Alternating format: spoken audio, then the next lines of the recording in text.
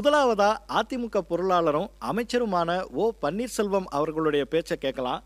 யார் நினைச்சாலும் தமிழக முதலமைச்சரை தோற்கடிக்க முடியாதுன்னு உறுதியா நம்புற அவர் இந்த முறை 234 தொகுதிகளிலையும் அதிமுக தான் வெற்றி பெற போகுதுன்னு அடிச்சு சொல்றாரு. கேட்கலாம்.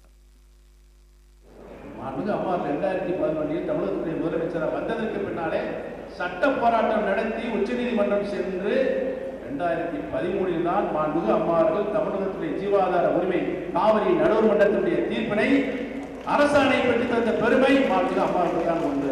அதே போல நம்ம முல்லை பெரியார் பிரச்சனையில் உயர்மன்றத்தினுடைய தீர்ப்பு இருக்கு.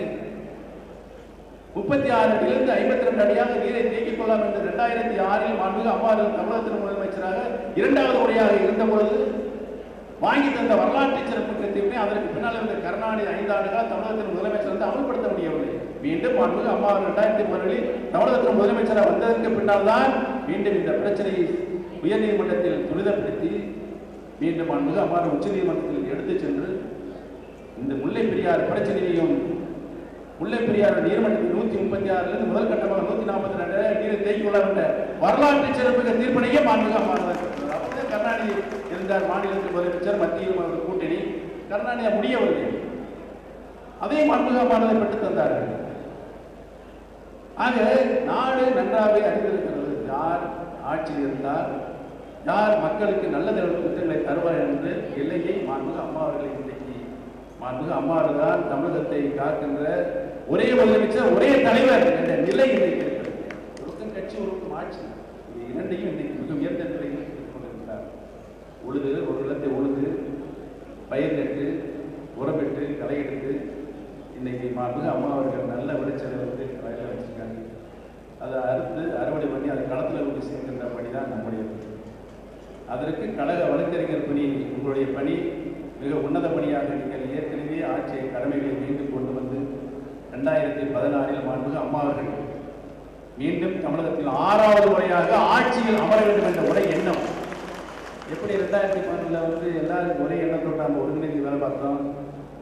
சட்டமன்ற தேர்தல் நான் விரிவத்தில் கோடியில் போட்டிட்டேன், செல்லூர்ராஜ் மதுரையில் போட்டிட்டாரு, திருமங்கலத்தில் முத்துராமலிங்கம் போட்டிட்டாரு, சாத்தூரில் உதயகுமார் போட்டிட்டாரு, சிவராஜ் ராஜேந்திர பாலாஜி போட்டிட்டாரு. நாங்கள்லாம் போட்டிட்டோம். நாங்கள் போய் எங்கள் ஓட்டு கேட்கும்போது நாங்கள் பெரிய அறுவடை செஞ்சுருக்கோம், நாங்கள் பெரிய தியாகம் செஞ்சுருக்கோம், எங்களுக்காண்டி ஓட்டு போடுங்கன்னு நாங்கள் கேட்கல. இது எப்படி ஓட்டு கேட்டோம்? மாண்புமிகு அம்மா அவருக்கு தமிழகத்தினுடைய முதலமைச்சராக வருவதற்கு இரட்டையில் ஓட்டு போடுங்கள் என்றுதான் சொன்னோம். மாண்புமிகு மக்களும் மாண்புமிகு அம்மா அவர்கள் தான் முதலமைச்சராக வர வேண்டும் என்றுதான் 2011 வாக்களித்தார்கள். மாண்புமிகு அம்மா அவர்கள் முதலமைச்சராக வந்தார். நல்ல வளத்திற்கு தலைசிறந்த முதலமைச்சராக இன்றைக்கு விளங்கிக் கொண்டிருக்கின்றார்கள். இதே எண்ணத்தோடு வருகின்ற சட்டமன்ற தேர்தலிலும் மீண்டும் நல்லாட்சி தொடர்வதற்கு இதேதான் டாக்டர் புரட்சித் தலைவி அம்மா அவர்கள் முதலமைச்சராக வர வேண்டும் என்று நாம் அனைவரும் நம்முடைய கடமையை பணியை ஆற்றுவோம் என்று சொல்லி மாண்புமிகு அம்மா அவர்கள் படிக்கின்ற காலத்தில் கணக்கில்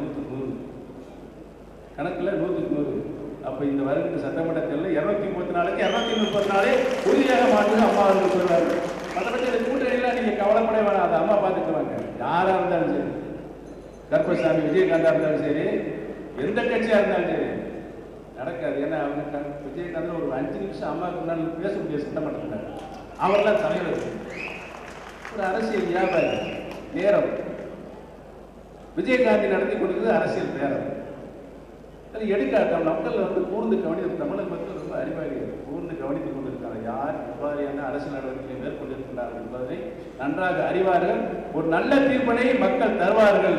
அதற்கு நாம் அந்த தீர்ப்பினை பெறுவதற்கு ஒருங்கிணைந்து களப்பணி ஆற்றுவோம், வெற்றி பெறுவோம். மாண்புமிகு அம்மா அவர்களை மீண்டும் 6வது முறையாக முதலமைச்சராக பொறுப்பில் அமர்த்துவோம் என்று நாம் இந்த நேரத்தில் நல்ல நேரத்தில் வழக்கறிஞர்கள் மாநாட்டு மாணவர் சூழல்